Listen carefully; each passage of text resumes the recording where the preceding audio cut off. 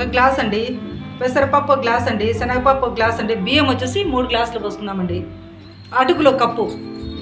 అటుకులు వచ్చేసి ఇప్పుడు నానబెట్టుకున్న తర్వాత మిక్సీకి వేసుకున్న ముందర అటుకులు ఒక కప్పు నానబెట్టుకోవాలి. అప్పుడు వేసుకోవాలి మిక్సీకి అటుకులు. ఇక్కడ నానబెట్టేసుకున్నా 5 గంటలు నానాయండి. 5 గంటలకు మిక్సీకి వేస్తున్నా అండి. చూడండి నీళ్ళు ఉంచేసేయాలండి. ఈ నీళ్ళు పక్కన ఉంచేసుకోవాలి. పప్పులన్నీ బాగా నానాయండి. 5 గంటలు నానబెట్టుకుంటే చాలండి. ఒకసారి నీళ్ళతో కడిగేసుకోవాలండి. ఇవట్లే వాటర్ పెడితే పులిసిపోతుందండి, పిండి బాగుంటుందండి.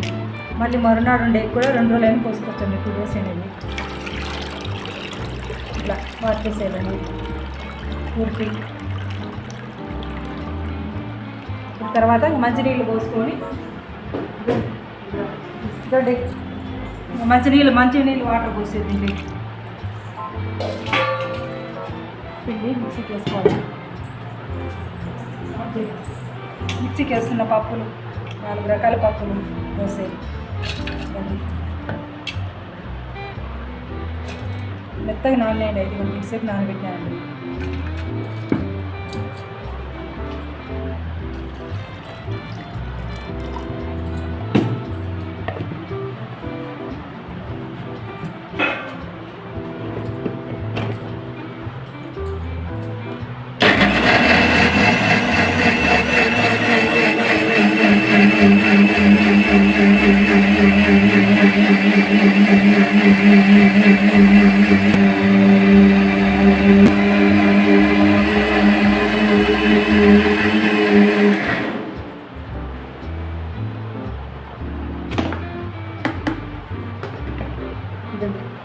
మెత్తగా వేసుకోవాలి. ఉరగ రావాలి. ఇదండి మెత్తగా చూడండి, మెత్తగా అయిపోతుంది బాగుంది.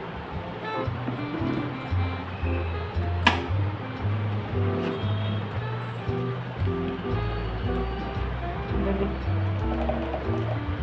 4 కప్పుల దోశ. ఇదండి దోశ వేసుకోవడం. చూడండి 4 రకాల పప్పులు వేసి దోశ చేసుకుంటున్నాము. 10 నిమిషాలు వేస్తామనగా అప్పుడు నానబెట్టుకోవాలండి అటుకులు. పప్పులన్నీ మధ్యాహ్నం 2 గంటలుగా నానబెట్టుకున్నాను. 5 గంటల సేపు నానబెట్టే పప్పులు. అటుకులు 10 నిమిషాలు మనం మిక్సీకి వేస్తామనగా అప్పుడు నానబెట్టుకోవాలండి. 1 కప్పు అటుకులు. అదండి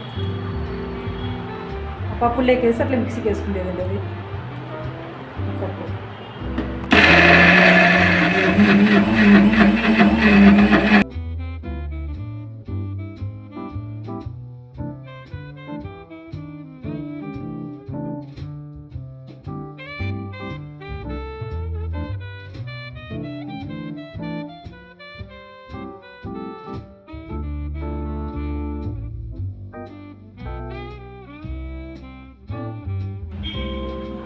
హాయ్ అండి, నిన్న మధ్యాహ్నం కాడ నానబెట్టుకున్నాం కదండి పిండి. అదే 4 ఐటమ్స్ వేసి దీంట్లో పప్పు 4 రకాల పప్పులు వేసి అది పెట్టి దోశ చేస్తున్నాం. చూడండి ఎంత బాగా పొంగిందో. మంచి స్మెల్ వస్తుంది. ఇది పల్లీలు వేస్తున్నాం గుండు. భలే బాగా స్మెల్ వస్తుందండి. మంచి స్మెల్ వస్తుంది. భలే ఉంది. మీరు చూడండి ఒకసారి ట్రై చేసి. ఎంత బాగుంటే అంత బాగా మంచి స్మెల్ వస్తుంది. 3 దర్శలకి ఎంత బాగా పొంగింది చూడండి. సాల్ట్ వేసుకోకుండా అండి ఇద్దో పక్కకి తీసుకోవాలండి. తీసుకుంటే రేపు అయినా ఉదయం అయినా వేసుకోవచ్చండి. ఫ్రిడ్జ్లో పెట్టుకుంటే మార్నింగ్ అయినా మళ్ళీను. ఇప్పుడు వెంటనే పెట్టుకోవాలండి, లేట్ చేయకూడదండి. ఈ పిండి దో ఈ గిన్నెలోకి మనం పోసుకుంటేదండి కొద్దిగా రేపు ఉదయాన్ని చేసుకునేకి మంచి స్మెల్ వస్తుందండి. పల్లీలు వేసినాను కదా, చాలా బాగుందండి. పల్లీలు వేసినాను కాబట్టి దీంట్లోకి. మీకు పల్లీలు చెప్పినా కదా, పల్లీలు కూడా 1 గ్లాస్ వేసినానండి దీంట్లోకి. ఫస్ట్ చెప్పినా మళ్ళీ ఒకసారి చెప్తున్నాండి. ఇదండి మనకి ఎంత కావాలో అంత పెట్టుకొని మిగతా దగ్గర పోసుకోవచ్చండి. దాంట్లోకి వచ్చేసి ఇది పక్కన పెట్టుకుంటున్నామండి. పిండి ఫ్రిడ్జ్లో పెట్టుకుంటే మళ్ళీ రేపు ఉదయం మార్నింగ్ వేసుకోవచ్చండి. మనం ఇది మంచి స్మెల్ ఉంటుంది. ఇదండి దీంట్లోకి వచ్చేసి ఇదండి సాల్ట్, కొద్దిగా తగినంత సాల్ట్.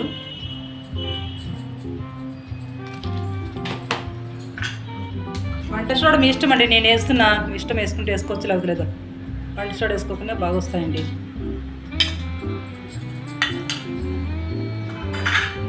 బాగా గిలకట్టుకోవాలండి పిండి ఇట్లా. ఫస్ట్ గిలకొట్టినా మళ్ళీ ఒకసారి ఇట్లా బాగా తిప్పుకోవాలి.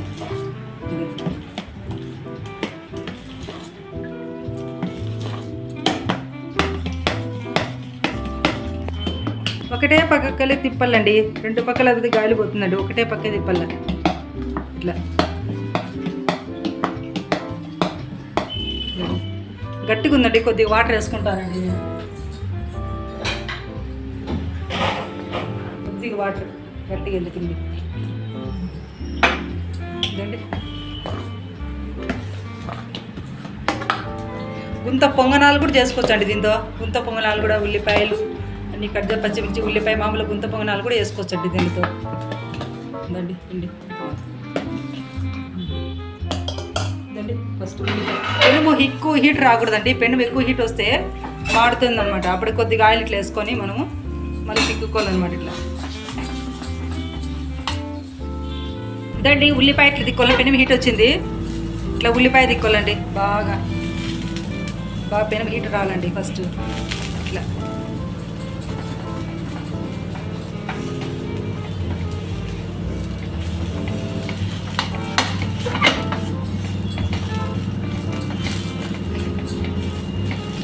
ఉందండి ఇప్పుడు వేస్తున్నా చూడండి దోశ. చాలా బాగుంటాయండి దోశలు. ఒకసారి ట్రై చేయండి, మీకు తెలుస్తుంది ఇంట్లో.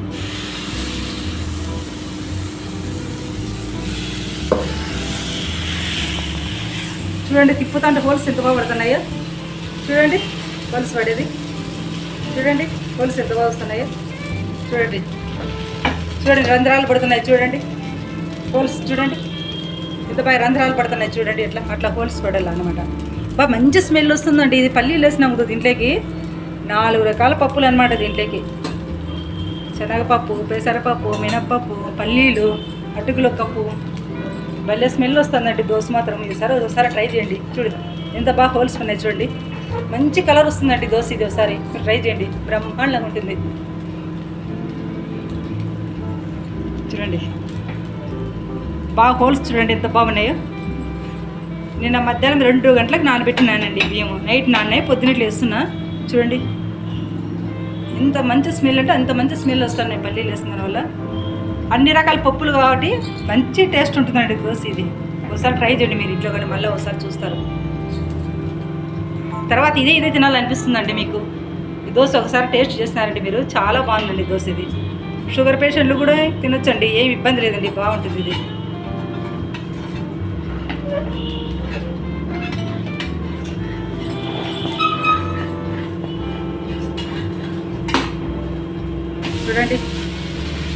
చూడండి ఎంత బాగుందో. చూడండి ఎంత బాగా కలర్ వచ్చిందో చూడండి. మీకు కారం కావాల్సిందే, ఉల్లి కారం అట్లా ఏమన్నా వేసుకోవచ్చు అండి. దీని మీద నేనేమి వేయలేదండి. ఓన్లీ కొత్తిమీర చట్నీ ఇద్దండి. కొత్తిమీర పచ్చడి, టమాటా కొత్తిమీర పచ్చడి మాత్రమే వేసుకున్నానండి నేను దీంట్లోకి. నేను మామూలు పల్లీల చట్నీ చేస్తున్నాను. ఇది చాలా మంచిదండి ఆరోగ్యానికి.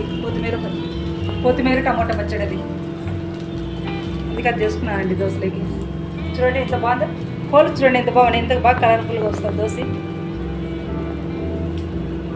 ఎంత మంచి వాసన వస్తుంటే అంత మంచి వాసన వస్తుంది. ఒక్కసారి తిన్నారంటే ఇది ఇంకా మామూలు దోశలు అస్సలు తినరండి మీరు. అంత బాగుంటుంది టేస్ట్ ఇది. అన్ని పప్పులతో వేసినట్టు కాబట్టి.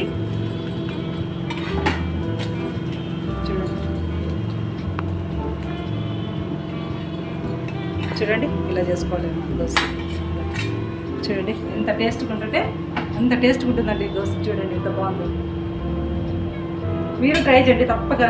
తర్వాత మళ్ళీ ఇదే తినాలనిపిస్తుందండి మీకు. ఒక్కసారి ట్రై చేయండి దోశ.